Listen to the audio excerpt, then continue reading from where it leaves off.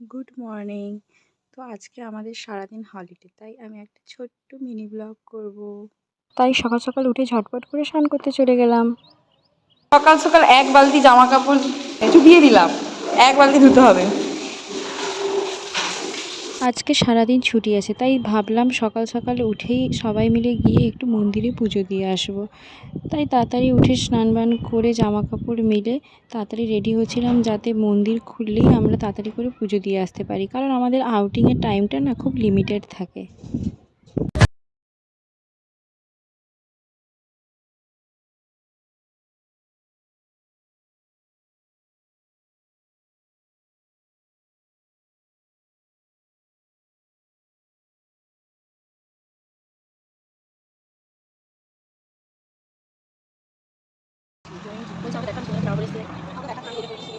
শুনতে জামা পড়েছে দেখাতে বললো, না দেখানোর ইচ্ছা ছিল না। আচ্ছা, তো বয়না পুজো দিতে এসছে।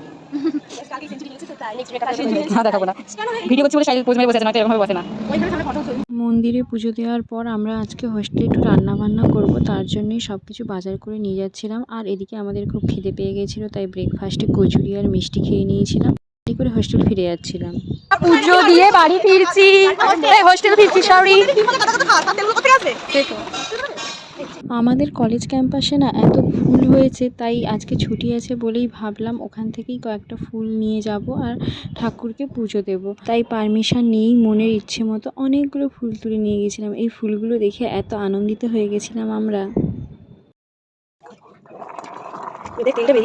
রান্না বান্না শেষ হতে হতে প্রায় 3টে বেজে গেছিলো। 3টের পর আমরা খাবারগুলো খেয়ে নিয়েছিলাম, কিন্তু তারপর আর ব্লগ করা হয়নি।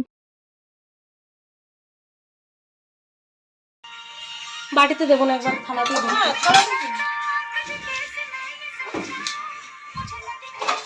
হোস্টেলে এত খারাপ খাবারের মাঝে না রুটি চিকেন খেতে এত টেস্টি লাগে, আর কি বলবো। করবি?